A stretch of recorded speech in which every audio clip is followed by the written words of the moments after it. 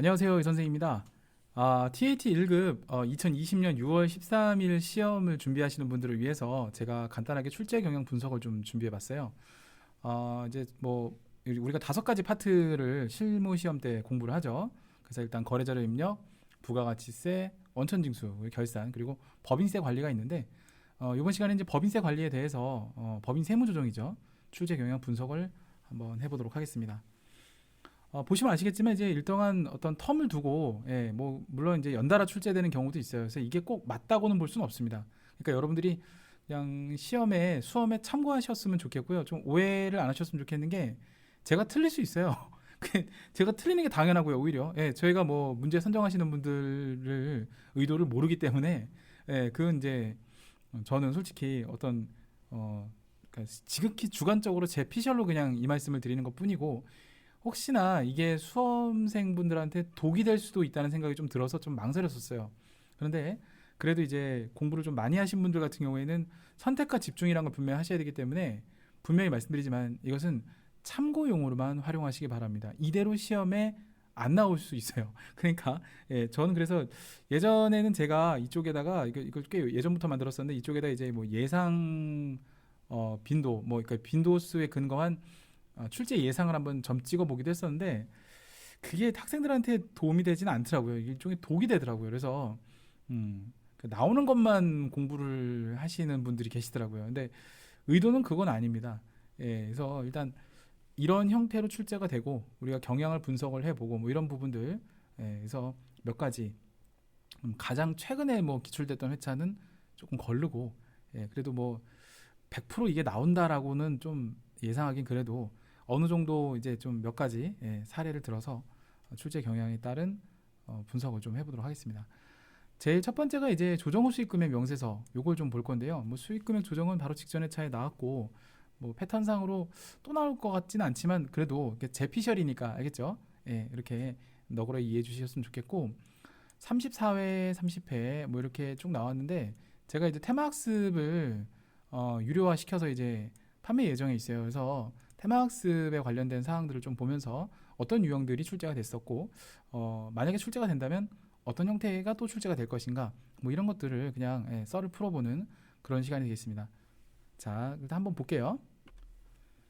자, 34회 기출됐던 천안산업에 대한 조정후 수익금액 명세서인데요. 뭐 일반적으로 이제 수익금액 조정 명세서와 조정후 수익금액 명세서는 한 세트라고 보시면 돼요. 그래서 전산세무회계 시험은 이미 이 두 가지를 같이 출제를 하는 형태로 출제가 되고요. 경향 분석을 해보면 AT 같은 경우에는 좀 별개로 출제를 합니다. 그래서 뭐 수익금액 조정 한번 내고 조정 후 한번 내고 이런 식으로 번갈아 가면서 출제를 하지 한꺼번에 내진 않아요. 전산세무회계처럼. 근데 뭐 앞일은 모르는 거니까 그죠? 근데 어쨌든 가장 최근에 이제 수익금액 조정 명세서가 공사 수익금 조정으로 해서 한번 나왔기 때문에 조정 후 수익금액 명세서가 이제 한동안 출제가 안 됐어요. 그래서 뭐 그런 형태로 봤을 때는 조심스럽게 예측을 해보는 부분이고 늘 패턴은 비슷합니다. 뭐 해외 수출 이렇게 하나 집어넣고 그다음에 제품 매출, 상품 매출 이제 업종 코드로 이렇게 해서 입력하는 단순한 문제 출제되고요. 그다음에 이제 늘 나오는 수익금액과 차액 내역은 부가세 신고서상에 신고된 과세 표준과 법인세 신고로 이루어진 그 수익금액 조정에서 이루어진 법인세법상 수익금액의 차이를 규명하는 서식이거든요. 그래서 그러한 원리에 충실하게끔 만들어져 있는 그런 문제라고 보시면 되겠습니다. 그래서 여기 나와 있는 내용은 수익금액과 차액 내역에 대해서 발생하는 내역들을 입력을 하시면 되는 그런 내용이 되겠습니다. 그래서 뭐 이렇게 평이한 수준으로 34회도 출제가 됐고요. 그리고 30회를 보셔도 거의 뭐 고정자산 매각은 거의 단골 출제죠. 지금 보시면은 고정자산 매각 계속 출제가 되고 사업상 증여 뭐 계속 나와요. 그죠? 그죠? 비슷하게 나옵니다. 간주임대료, 뭐 거래시기, 차감 이런 차이가 있을 뿐이고 이런 부분들은 좀 학습을 하면서 여러분들이 패턴을 좀 익히시면 되는 부분이에요. 그래서 결국엔 더하기냐 빼기냐 그런 문제거든요. 네, 이런 것들. 그래서 뭐 이미 뭐 항상 이런 것들도 똑같은 패턴으로 나오기 때문에 이런 것들 입력에 대해서만 그리고 또 조정후 수익금의 명세서 같은 경우는 세무 조정이 발생하지 않아요. 그래서 가급적이면 그냥 서식만 작성하게끔 합니다. 그래서 여태까지 AT는 조정후 수입에서 세무 조정까지 이어지는 문제는 없었던 것 같아요. 일단 그런 패턴을 볼 수 있겠고 나머지 회차도 뭐 비슷합니다. 그래서 제가 기출문제 테마 학습은 이렇게 테마별로 이렇게 묶어서 연속해서 반복 학습할 수 있도록 제가 이제 준비를 해놓은 그런 내용이죠. 그래서 일단 요게 어느 정도 히트를 치면 저도 일단 뭐 이 사실 이제 기존에 나왔던 기출 문제를 가지고 우리가 이제 테마 학습을 하는 것이기 때문에 뭐 쉽게 접근할 수 있습니다. 기존에 뭐 새로 제가 문제를 만드는 것도 아니고요. 자, 그리고 뭐 이제 27회 경상산업도 나와 있는데 패턴이 거의 비슷합니다. 그래서 뭐 조금 이제 반복 학습을 통해서 여러분들이 그 서식에 대한 어떤 입력 방식, 순서, 그런 이해도만 좀 가지고 있으면 어렵지 않아요. 그래서 계속 뭐 비슷한 패턴 똑같이 나오고 있고요. 뭐 24회 같은 경우에도 뭐 거의 똑같이 나오죠, 그죠?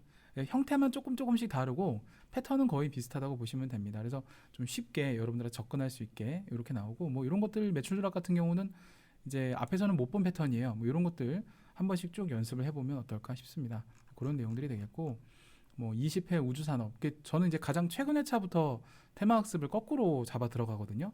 지금 보시면은 아마 눈썰미 있으신 분들은 아시겠지만 계속 비슷한 패턴들이에요. 그래서 반복해서 연습을 하시면 조정호 수익금의 명세서는 뭐 지금 7점 배점 치고서는 꽤 가성비가 좋은 어떤 테마라고 보시면 되겠습니다. 그래서 이렇게 해서 준비를 하시면 될 것 같고, 뭐 딱히 제가 뭐 찝어드릴 게 없어요.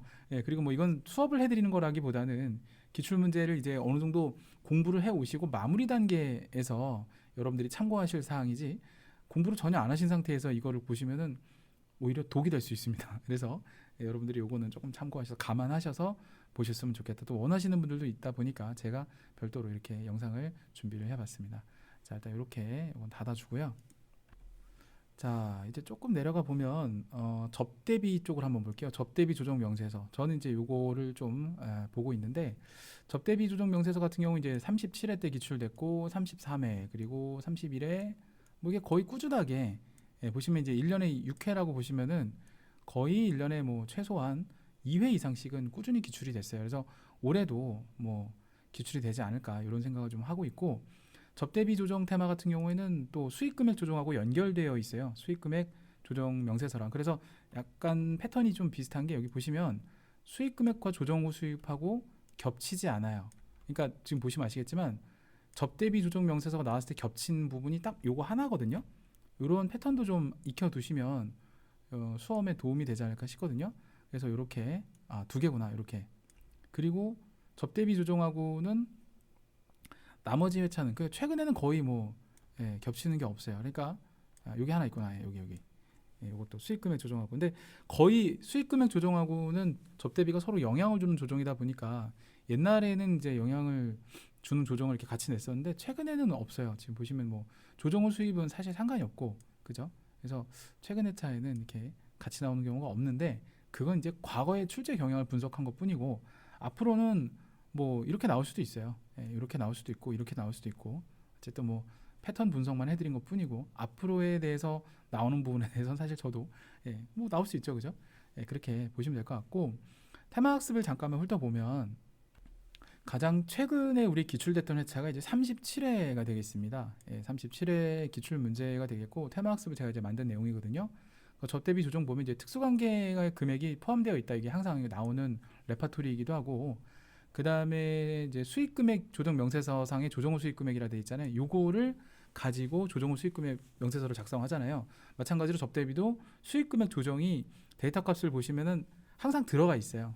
그래서 수익금액 조정하고 연결고리가 있다 보니까 최근에 출제 트렌드는 아까 말씀드린 대로 조정 후랑 같이 출제되는 수는 있어도 수익금액 조정, 하긴 뭐 조정 후 수입이 나왔다는 얘기는 수익금액 조정을 했다는 얘기니까, 그죠? 뭐 어쨌든 그게 이제 연결돼서 온다는 거. 근데 보통은 같이 출제를 안 하는 게, 그게 그렇게 되면 앞에서 틀리면 뒤에 것까지 영향을 줘요. 그러다 보니까 최근 트렌드는 여기 보시는 것처럼 이제 같이 출제는 하지 않으려고 하는 것 같아요. 제가 봤을 때도 데이터가 그렇게 돌아가기 때문에 그렇습니다. 하여튼 뭐 그렇고요. 참고만 하세요, 여러분들. 뭐 이게 꼭 시험에 나온다 안 나온다 저는 이렇게 말씀 못 드려요. 일단 그렇고, 그 다음에 대부분 이제 AT 같은 경우에는 금액을 전산세무랑은 다르게, 보통 이제 전산세무 1급 준비하시는 분들이 AT로 넘어오시는 분들이 계세요. AT를 먼저 보고 전산세무로는 잘 안 가시더라고요. 그러다 보니까 그나마 전산세무 쪽은 이제 다 입력하는 위주로 출제를 많이 하잖아요. 근데 얘는 불러오는 형식으로 해서 기장된 자료에 의해 자동 반영한다는 얘기, 이제 불러오란 얘기거든요.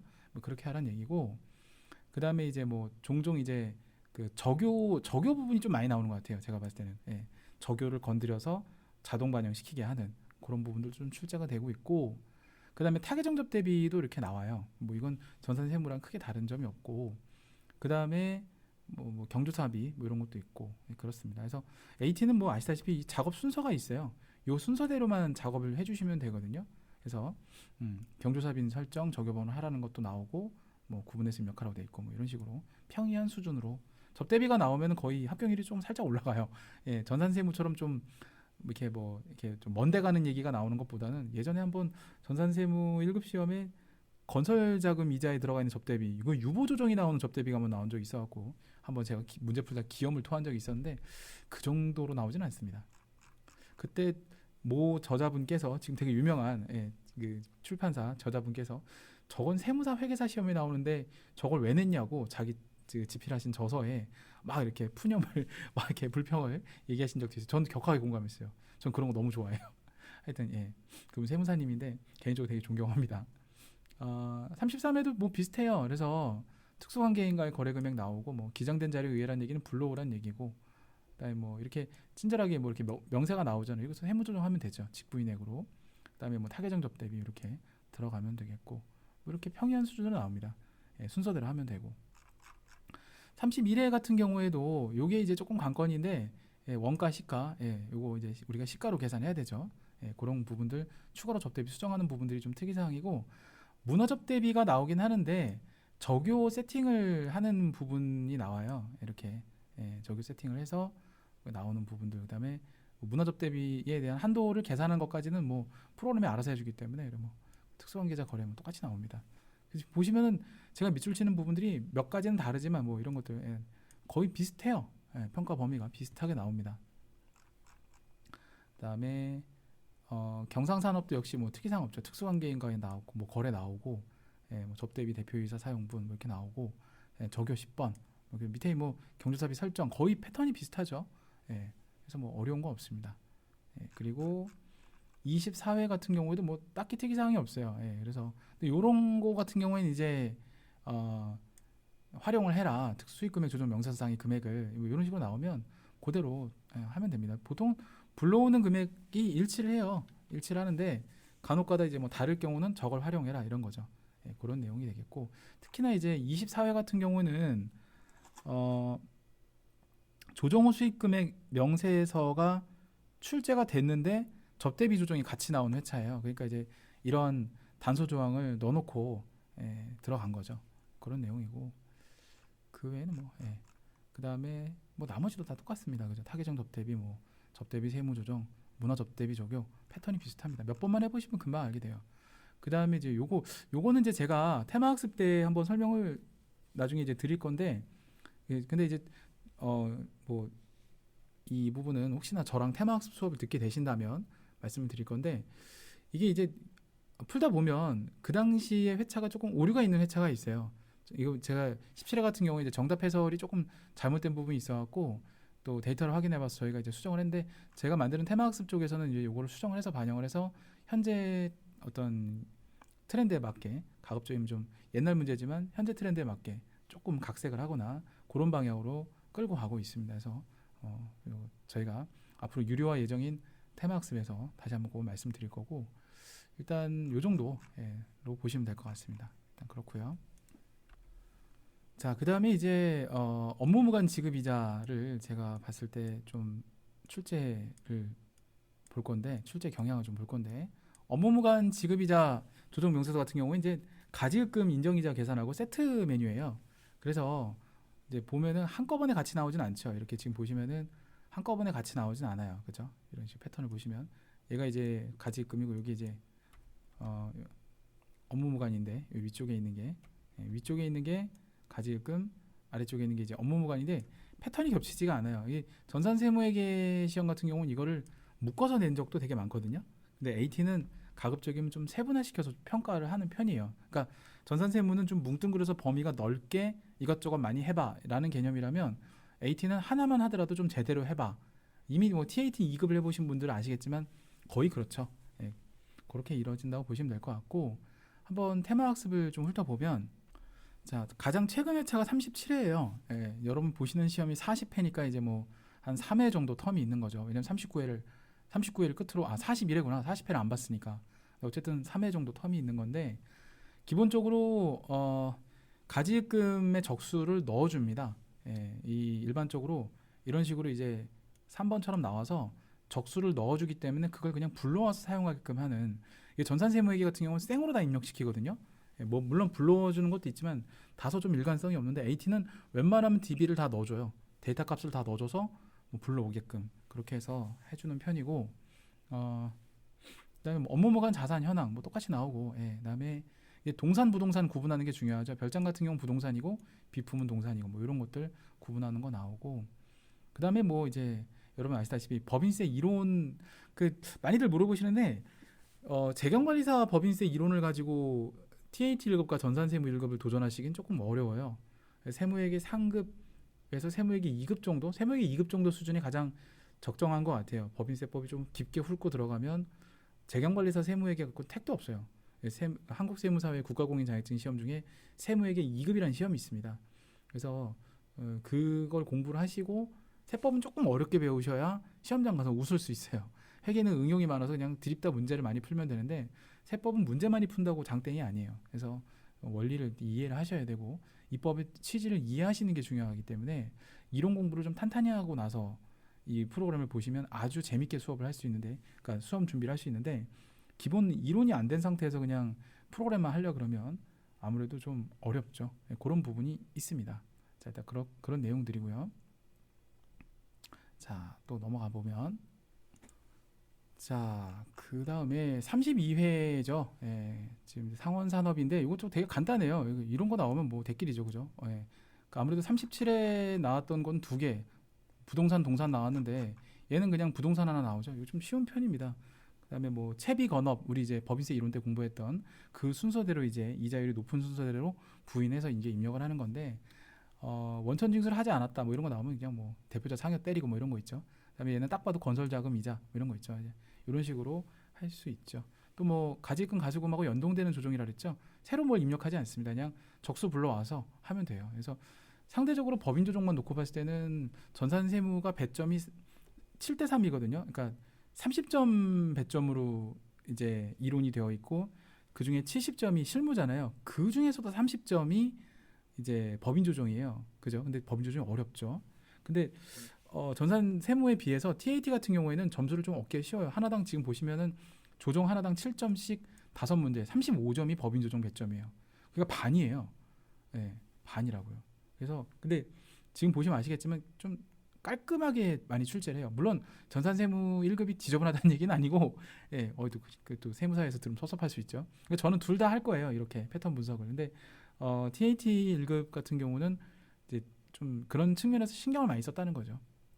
요즘에는 전산세무도 옛날에는 막 밑도 끝도 없이 DB도 없고 그냥 싹 다 입력하시고 이렇게 나오다가 많이 좀 변하고 있어요. 그래서 뭐 긍정적인 신호라고 봅니다. 수험생들이 좀 그 평가하는 범위 자체가 요즘에 좀 깔끔하게 평가하는 것 같아요. 옛날엔 솔직히 조금 지저분한 것도 있었어요. 저 옛날에 전산세무 1급 한참 수업할 때 진짜 막 욕하면서 한 적도 있었어요. 근데 요즘엔 뭐 난이도 조절도 적절하고 괜찮은 것 같아요. 자, 일단 그렇고 지금 계속 보시면 이제 업무무관 지급이자 조정 명세서 쭉 나오는데요. 가지금 인정이자 역시 백데이터 불러오는 걸로 되어 있고 이렇게 뭐 투자 부동산 뭐 세금과공과도 있었어요, 그죠? 이런 것도 부인 당해야 되겠죠? 이런 것들도 출제를 하고 있고 그다음에 한빛산업 뭐 이것도 토지 이렇게 되어 있는데 그죠?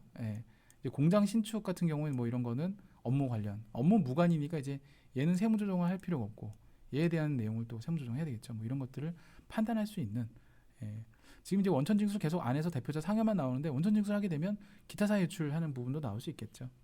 그렇게 보시면 될 것 같고 그다음에 보훈 원단도 뭐 비슷하게 나오죠. 처음에 토지 비품 나왔는데 이게 별장하고 비품이 나왔었죠. 아까 37회 같은 경우는 특히나 이렇게 원천 징수가 포함되면은 원천 징수 그 세액 부분 300만 원이 다 대표자 상여로 부인당하는 게 아니라 나눠야 되죠. 대표자 상여 부인당하는 부분 217만 5천 원이죠. 그리고 나머지 82만 5천 원 요거는 기타 사유 유출 처분하고 뭐 이렇게 나눠야 되는 부분들. 그다음에 170만 원 요거는 뭐 유보 발생, 그죠? 건설 자금 이자 이렇게 세무 조정하는 것들 이런 것들 나오고요. 그다음에 헬스 식품 뭐 이것도 비슷하죠. 예, 비슷하게 나옵니다. 예, 업무 무관 자산이라고 또 표시도 해주고 이렇게 나와요. 뭐 딱히 어려운 건 없고, 예, 뭐 비슷하면 계속 비슷하게 나오죠, 그죠? 예. 그다음에 그 일수 계산은 이제 올해 같은 경우는 지금처럼 366일로 계산해야 돼요. 근데 제가 테마학습에는 지금 다 맞춰놨는데, 예, 365일인 회차도 있고 366일 이런 회차도 있죠. 예, 그리고 지금 보시면 아시다시피 15회면은 이게 2016년도에 당시의 기출 문제인데 지금 다 2020년 버전으로 테마학습은 다 리뉴얼 했어요. 그리고 뭐 이것도 역시 2020년 버전으로 다 백데이터도 다 업데이트를 했고 이렇게 해서 지금 유료화 준비 중에 있습니다. 자, 일단 이렇게 봤고요. 자, 그 다음에 보는 게 이제 건설자금이자 조정명세서인데, 이 건설자금이자 조정명세서는 업무무관 지급이자 조정명세서 중에 이제 채비건업 중에 건이 있죠. 그 건설자금 이자에 대한 부속 서류라고 보시면 돼요. 그래서 요것도 지금 이제 최근에 36회, 33회, 그리고 29회, 25회 출제가 됐고 19회 이렇게 출제가 됐는데, 요것도 이제 요즘에 하나의 트렌드가 돼서 자주 출제됩니다. 1년에 꼬박꼬박 한 두 번 정도?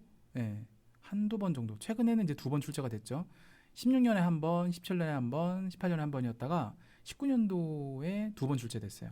이번에도 한번 출제되지 않을까 이렇게 예상을 해보는데, 자, 테마학습을 좀 보면요.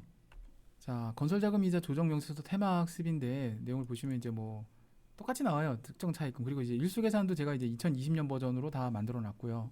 그다음에 계산도 이제 올해 366일로 이렇게, 작년에는 365일로 계산했죠. 근데 6년이기 때문에 올해 버전으로 해야 여러분들도 이제 진행하실 수 있기 때문에 이렇게 준비를 해봤고, 그다음에 그렇죠. 계산한 금액도 뭐 이렇게 똑같이 나오고요.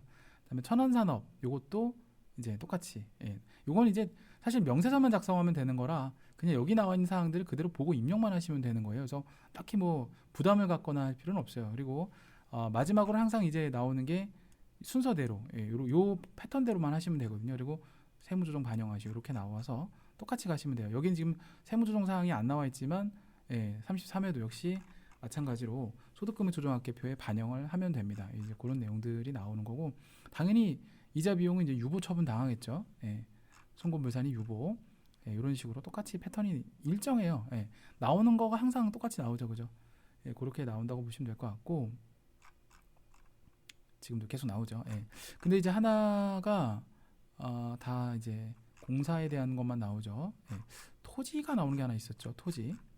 예, 역시 또 똑같이 공사에 대한 내용 똑같이 나오고, 예, 여기도 역시 똑같이 운용자금, 공사자금 이렇게 나오고요.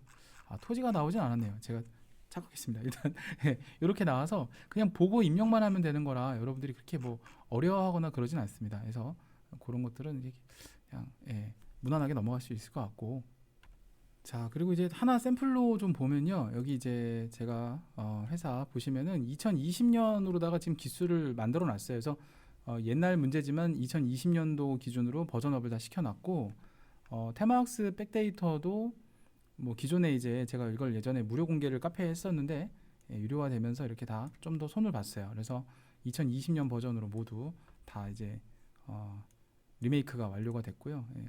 그리고 그다음에 이제 건설자금이자 쪽을 잠깐만 보면은 여기 이제 서식을 작성하는데, 그래도 서식을 한번 보여드리는 게 맞는 것 같아서, 일단 뭐 전산세무 1급 해보신 분들은 아마 이 시험 문제도 출제가 됐기 때문에 아실 거고, 여기 나와 있는 내용들을 그대로 입력을 해서 반영을 하는 내용들이죠. 그래서 그냥 순서대로 여기 보면 특정 차입금 건설자금 이자, 그러면 이제 요거 먼저 작성을 하라는 얘기고, 그죠? 그 다음에 일반 차입금, 그리고 마지막이 세무조정, 이런 식으로 들어가면 돼요. 그래서 순서대로 뭐 입력해라 이런 얘기고, 이번 시간에는 그냥 출제 경향 분석일 뿐이고 문제풀이 시간이 아니에요. 그리고 리뷰는 제가 따로 무료로 지금 올려놓은 것들이 많진 않지만 그래도 있기 때문에 제가 뭐 이거를 따로 여러분들한테 테마학습을 이제 강의를 오픈을 하거나 그럴 예정은 없어요. 그래서 일단 그건 좀 양해를 해주시고, 그다음에 미소물산도 마찬가지로 뭐 이런 식으로 똑같이 진행이 된다라고 보시면 될 것 같고, 연도수 다 수정을 했어요. 그래서 이렇게 보시면 될 것 같습니다. 이게 작성만 하면 되는 문제라 이렇게 어려운 건 없어요. 자, 그 다음에 참 하나 특이사항이 있는데 바로 요 재고자산 평가 조정 명세서인데, 이게 전산세무회계 시험에서는 노다지 나오거든요. 근데 얘가 지금 안 나왔어요, 한 번도. 그죠? 지금 계속 안 낼 건지는 모르겠는데 딱 한 번 나왔거든요. 근데 이런 거는 이제 전산세무 1급을 공부를 해보시면은 이렇게 딱히 제가 뭐 보여드릴 게 없어요. 한 해 차분밖에 없고 그 당시 2017년도에 나왔을 때도 문제가 이렇게 어려운 편은 아니었기 때문에 전산세무 1급을 좀 참조하시면 어떨까 이 부분은 싶습니다. 사실 이제 기준점이 없어요. 물론 이제 시중에 나와 있는 교재들은 여기에 대해서 언급이 되어 있긴 해요. 모의고사라든지 뭐 언급이 되어 있긴 한데 실무 예제 따라하기라든지 근데 뭐 저는 일단은 제껴놓고 가겠습니다. 그 다음에 세금과 공과 명세서가 있죠. 뭐 이거는 엄청나게 쉬워요, 그죠? 지금 뭐 많이 나왔고, 예, 나오는 게 항상 또 정해져 있고, 요거는 제가 저희가 이제 정답 해설도 이제 최근 세법하고 최근 화면에 맞게 새로 캡처를 한 부분이 있어요. 그래서 그거 잠깐만 보여드리면, 자, 요것도 이제 일단 테마 학습이고요. 일단 요게 그 다음에 여기에 관련돼서 보면 다 뭐 기장된 자료를 조회하시오 나오고 뭐 그렇죠. 그 이제 요즘에 이제 전산세무는 옛날에 이게 안 그랬는데 각 건별로 조정하는 게 요즘에 트렌드예요. 각 건별 조정을 다 각 건별로 하죠. 여기는 이런 말이 안 나오는데 건별 조정이 맞아요. 지금 원칙적으로 다 건별 조정하는 게 맞고 여기에 대한 이제 정답 해설을 보면 전체적으로 이제 뭐 기존에 올라와 있던 정답 해설하고 틀은 비슷합니다. 근데 다만 이제 세법 바뀌는 부분들 그리고 이제 또 연도수 바뀌는 부분들 이런 것들에 좀 신경을 많이 썼어요. 그래서 정답 해설도 별도로 지금 저희가 만들어 놨고요. 캡처를 기존에 있던 건 그냥 있으면 그대로 가급적이면 활용을 하되 변화가 있는 부분들은 저희가 좀 추려봤습니다. 그래서 이렇게 불러오기를 먼저 누르신 다음에 불러온 내용을 가지고 이제 별도로 송금 불산 이건 전산세무 1급하고 똑같아요. 다만 전산세무 1급은 이 내용을 다 보여주죠. 표로 보여줘서 거기서 손으로 일단 세무 조정하고 이제 불러와서 입력하고 이렇게 해서 어떻게 보면 전산세무회계가 조금 더 전산세무 1급이 그런 부분에선 수험생들한테 편리한데 문제가 어렵죠. 근데 AT는 비슷해요. 예, 비슷하게 나와요. 그래서 뭐 이렇게 똑같이 나오는 거, 늘 나오는 주정차 과태료 똑같이 나오죠. 뭐 소득세, 지방소득세 뭐 이렇게 나오죠. 똑같이 나옵니다. 예, 패턴도 비슷하고. 근데 각 건별로 이제 세무 조정하는 게 특징이죠. 그래서 이것도 불러오면 뭐 이런 식으로 건별로 예전에는 봐보세요. 하나 둘 셋 넷 되게 많죠. 이러면 거의 뭐 하나 둘 셋 넷 다섯 여섯 개 그죠? 33회 얘는 근데 5개 그 얘는 4개 여기 점점 쉬워지는 것 같아요. 그죠? 그리고 그전에도 계속 그죠? 얘도 6개네 계속 6개씩 나오다가 얘는 좀 한 5개 그러면 한 5개, 6개 정도 또 나올 거라고 보셔야 돼요. 근데 패턴이 거의 비슷합니다. 그죠? 늘 나오는 것들, 그죠? 과태료, 뭐, 이렇게 나오기 때문에 이렇게 어렵진 않고요. 쭉 보시면, 그죠? 뭐, 토지 취득세 이런 거야, 뭐, 단골 출제 문제죠. 그죠? 폐수 배출 부담금, 그죠? 우리 부담금 시리즈 중에 유일하게 송금 불산이 되는 환경 개선 부담금이나 뭐, 폐기물 처리 부담금 이런 거는 송금 인정이 되는데, 폐수 배출 부담금은 송금 불산입이죠. 그죠? 뭐, 이런 것들 똑같이 나옵니다. 이런 식으로. 그 다음에 이거 잡손실 계정 추가해서 추가로 이렇게 불러오는 것들 이런 것들도 있고요. 이런 식으로 응용이 나와요. 대부분 그냥 불러와서 800번대 뭐 500번대 이렇게 하는데 잡손실 불러오기 이런 것들도 있을 수 있다는 거 이렇게 시험 준비하실 때 참조하시면 될 것 같아요. 거의 비슷한 패턴으로 지금 진행되고 있거든요. 그래서 그런 내용들 참조하시면 될 것 같습니다. 그래서 정답 해설 작업도 저희가 이제 2020년 버전으로 이제 개정세법에 맞춰서 새로 리뉴얼 작업을 다 했어요. 그래서 데이터도 거기에 맞춰서 수정을 했고 딱 풀어보실 때 2020년 과거의 문제지만 저희가 15회부터 테마학습 작업을 했는데 39회까지 작업을 했으니까 거의 25회분을 작업을 했어요. 그래서 그런 내용들이 있다는 것도 말씀 좀 드리고요. 자 그리고 다음 테마로 보실 거는 이제 세조정 명세서 세공3이라고 해요. 전 이거 세공3 그다음에 연구인력 개발비 이렇게 보는데 일단 우리가 중소기업을 기준으로 연구인력 개발비를 보기 때문에 세공3 같은 경우에는 이제 최저한세 검토를 해야 돼요. 그래서 세액공제 조정명세서 3은 거의 돌아가요. 그 최저한세랑 맞물려 돌아가요. 테마가 거의 그래요. 그리고 일반 연금이 그 연구인력 개발비 같은 경우에는 중소기업 같은 경우에는 최저한세 적용을 안 받아요. 그러다 보니까 세공 3에 포함이 되지만 제가 별도 테마로 따로 만들어 봤어요. 그래서 일단 이렇게 나눠진다는 거. 세공 3을 보면요. 37회 가장 최근 게 32회 뭐 연달아 나왔지만 사실 이게 연구인력 개발비이기 때문에 28회 그리고 건너뛰고 23회 그리고 18회 이렇게 듬성 나오고요. 연구인력 개발비가 이제 나오는 부분이 이제 최저 검토를 이제 안 하기 때문에 뭐 그냥 세공삼, 사실 연구인력 개발비도 세공삼하고 연결되어 있죠. 예, 따지고 보면 그죠? 예, 여긴 좀 빠졌네요. 생각해 보니까 이것도 포함이에요. 포함. 이거 수정된 자료는 제가 카페 자료를 이건 무료 배포할 거거든요. 이 테마학습 기출 분석 같은 경우는 그 기출 문제 출제 경향 분석. 예, 그리고 2020년 버전의 테마학습과 정답 해설은 백데이터와 함께 앞으로는 유료화 시킬 예정이어서 공개하지 않습니다. 그래서 출제 경향 분석 정도만 무료로 공개할 예정이에요. 그래서 이건 참조하시기 바라고. 제가 뭐 이런 얘기 사실 그런데 어느 분이 갖다가 유료로 파시더라고요. 그래서 그럴 필요 없는데. 예. 또 제가 만들었는데 또 근데 사실 뭐 기출 문제니까 저작권이 누구한테 있는 건 아니에요. 그래서 뭐 굳이 그거 갖고 뭐 저작자다 어쩌다 얘기할 건 아닌데 좀 정도가 심하다 싶으면 저도 저작권을 걸고 한번 뭘 해볼까 생각 중이에요. 그래서 일단 지금은 그럴 생각이 없어요. 수험생들한테 뭐 이렇게 좀 도움이 되라고 만드는 부분들이라서 뭐 이런 거는 뭐 굳이 저작권을 걸 생각이 없습니다. 일단 자유롭게 활용하시고 일단 뭐 그렇고요. 세액공제 조정 명세서 3도 보면 자, 저는 세액공제 조정 명세서 3과 연구인력 개발비 그 공제 명세서를 물론 세액공제 조정 명세서 3에 모두 포함되어 있긴 하나 좀 구분을 해봤어요. 예, 그래서 일단 좀 공부하시기 좀 좋게 나눠봤고요. 가장 최근의 차부터 거꾸로 가게끔 해놨어요. 최근 트렌드부터 읽혀가는 게 맞는 것 같아서 일종의 근데 보면 아시겠지만 어느 정도의 루틴이 있어요. 이것도. 그 다음에 거의 이제 요 순서대로 하는데 최저한세랑 같이 까메오예요. 예, 요 파트는 최저한세가 꼭 나와요. 지금 보시면 그죠? 그 다음에 뭐 여기 반영해라 최저 검토해서 이런 내용 나오고 뒤에는 유한상사 같은 경우에도 그쵸? 이게 중소기업 투자세 공제에 대한 내용인데 역시 최저한세 나오고 세공삼 나오고 거의 정해져 있습니다. 전산세무는 이게 조금 어렵죠, 그죠? 근데 AT는 딱 루틴이 정해져 있어요. 예, 그리고 뭐 세액공제율 딱 나오고 안전시설 투자세액 공제 이게 중소기업 투자세액 공제였다가 테마가 이게 또 추가가 되면서 이건 중소기업 투자세액 공제가 아니거든요. 그래서 뭐 이런 또 새로운 유형의 문제도 출제가 되는데 패턴은 비슷해요. 평가 문제 보세요. 똑같잖아요, 그죠? 예, 그렇게 나오죠. 그 다음에 뭐 이런 거 중고는 안 되죠. 신규만 투자세액 공제 된다는 거 뭐 이런 것들 옛날부터 나온 전통적인 그런 내용이죠. 여기도 중소기업 투자세액 공제 뭐 하나의 트렌드예요. 똑같이 세액공제 3% 그렇죠. 2020년도 신규 투자 그다음에 뭐 이렇게 최저한세 적용 뭐 이런 거 나오고 18회도 똑같죠. 해수식품 중소기업 투자세액 공제만 주구장창 나오다가 최근에 이제 안전시설 투자세액 공제라고 좀 변화를 줘본 거.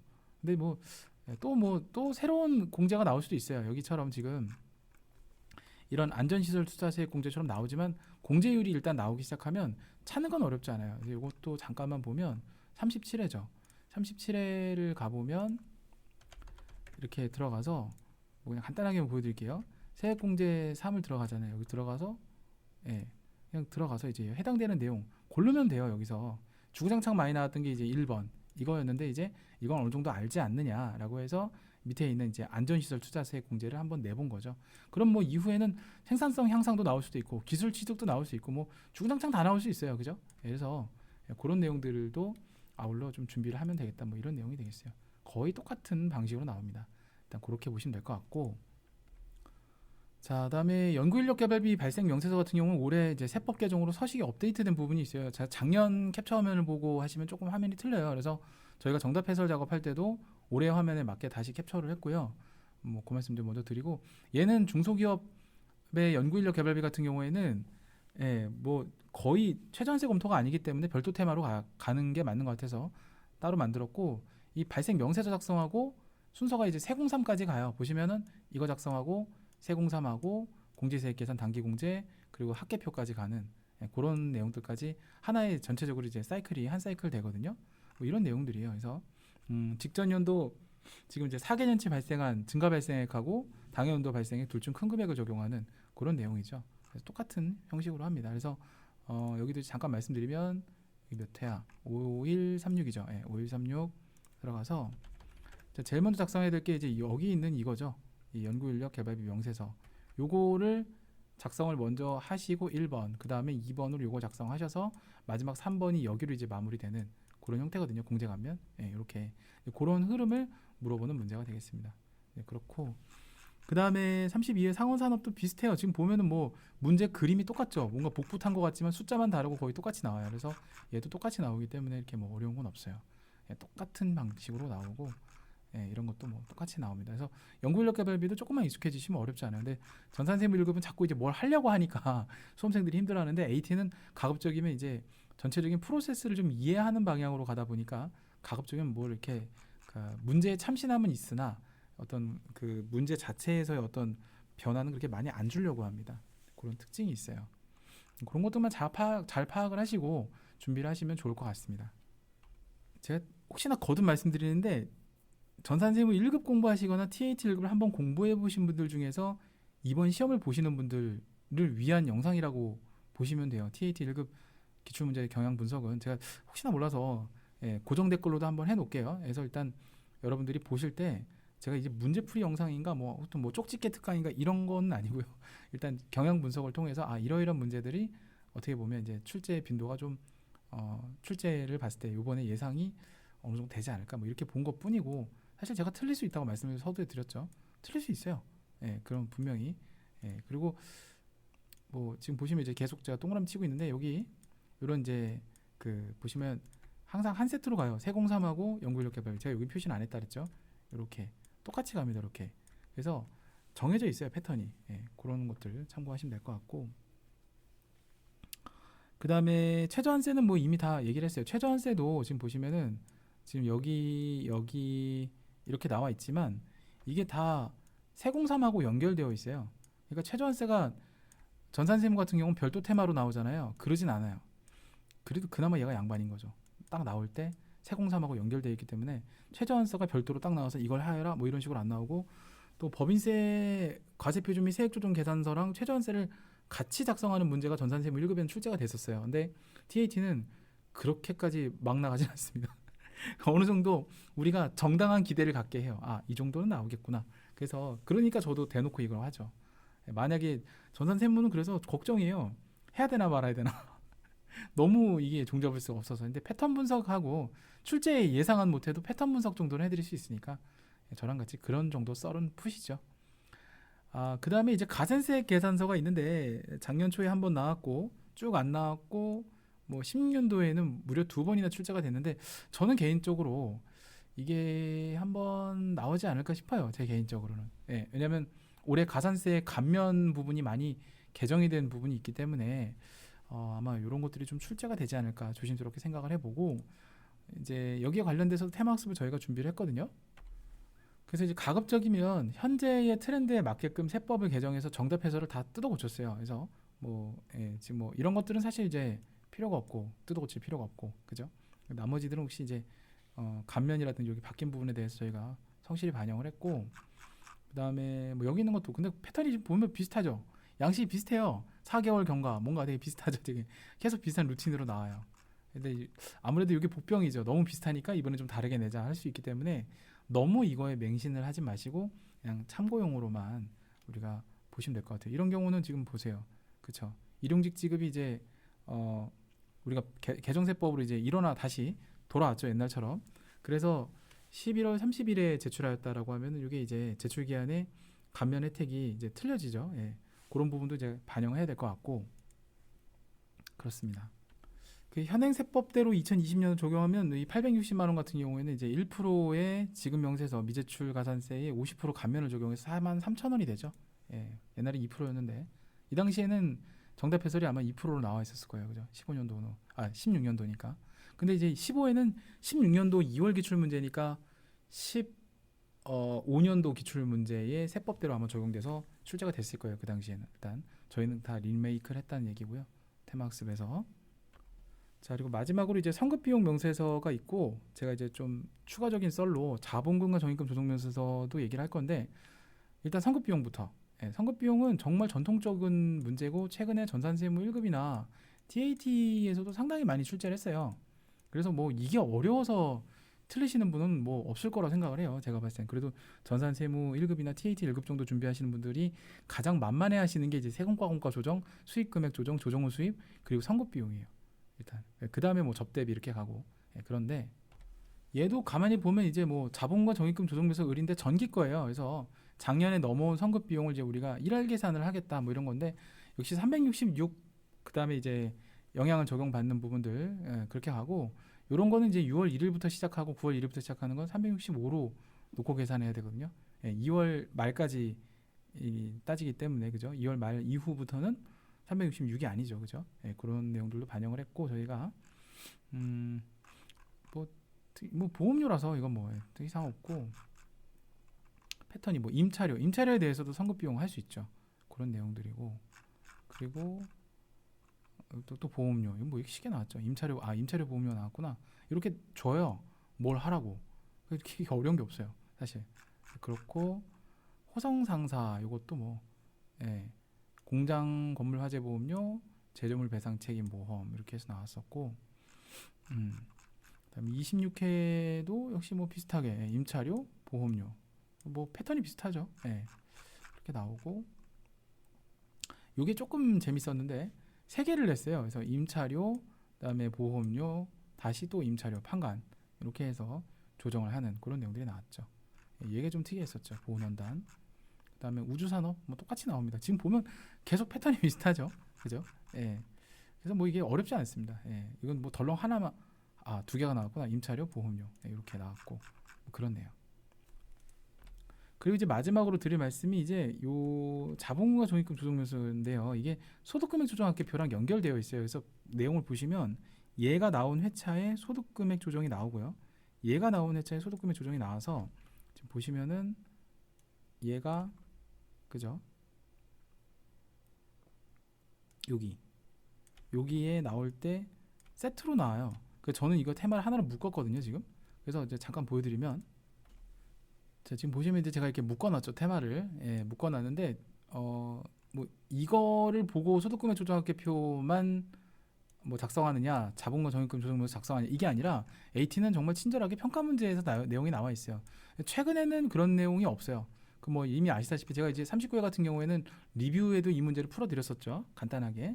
그래서 뭐 그냥 이렇게 하면 되고, 얘도 뭐 이렇게 소득금액 조정 학계표만 나왔죠. 쭉 뭐 나오는데 얘도 똑같이 소득금액 조정 학계표 그냥 똑같이 얘도 그다가 옛날 문제가 제 생각에는 이게 나오지 않을까 싶어요. 제 개인적인 생각은 자적을과 반영되는 그런 패턴으로 나오지 않을까. 근데 이게 이렇게 나오려면 유보에 관련되어 있는 세무 조정이 영향을 안 줘야 돼요, 사실.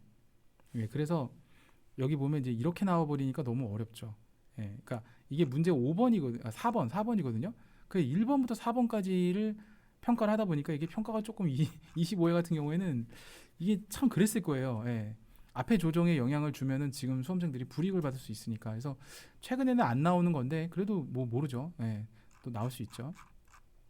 다시 소득금액 조정 학계표만 나오다가 여기도 그냥 똑같이 나오다가 옛날에 또 한 번 15회가 또 이렇게 나오거든요. 제가 봤을 땐 이런 유형의 문제가 출제가 되지 않을까 개인적으로 생각이 돼요. 이제 이게 또 이런 식으로 물론 이제 채점하기는 조금 그렇긴 한데 또 이런 형태의 문제가 출제되지 않을까 이렇게 조심스럽게 예상을 해봅니다. 자, 그렇고요.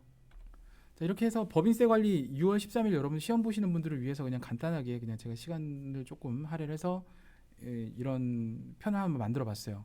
여러분들이 이제 얼마만큼 여러분들한테 도움이 되실지 모르겠고 오해를 하시면 안 되는 게 제가 노란색으로 표시한 부분이 시험 문제 진짜 출제가 됐다. 저는 대박이 나겠죠. 뭔가 찍신 아니냐. 근데 저는 미리 말씀드리는데 저는 이 자격증 시험의 출제위원도 아니고요.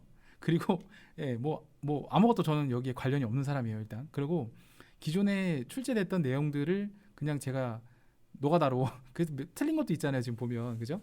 어디서 뭐 자료를 받은 것도 아니고 제가 그냥 제 손으로 그냥 다 해서 AT를 1회 때부터 풀어봤던 사람이다 보니까 또 이런 시험을 많이 옛날부터 원해왔고 사실 전산세무회계 시험을 보셔서 아시겠지만 좀 부족한 면이 있죠. 물론 AT도 많이 부족해요. 그래서 출제 경향 분석을 통해서 좀 더 많은 분들이 쉽게 접근하셔서 이 시험을 많이 보시기를 그런 게 이제 제가 바라는 부분이고 모르겠습니다. 이게 여러분들한테 얼만큼 도움이 될지 모르겠지만 나중에라도 혹시 이것 때문에 도움이 되셨다면 뭐 댓글이라도 한번 달아주시면 감사하겠어요. 그래서 일단 제 나름대로는 도움이 될까 싶어서 만들어 본 거고 또 테마학습에 대한 뭐 간접적인 대놓고 홍보했구나 참 직접적인 홍보도 했어요. 제가 사실 그동안 계속 무료로 자료를 뿌리다가 최근에 카페를 통해서 좀 고민해봤어요. 이거 어떻게 하는 게 좋을까 하다가 유료화 결정을 했고 이왕 하는 거 좀 제대로 하자라고 해서 일단 준비를 하고 있으니까 많은 분들 이렇게 응원해 주시길 바라고 열심히 앞으로 좀 더 노력을 하는 이 선생이 되도록 하겠습니다. 자, 6월 13일 시험 대비 관련돼서요. 뭐 괜찮습니다. 궁금한 거 있으시면 카톡 질문 또는 뭐 댓글보다는 카톡 질문이 조금 더 좋을 것 같아요. 왜냐면 화면 캡처해서 저한테 질문하시려면 그죠?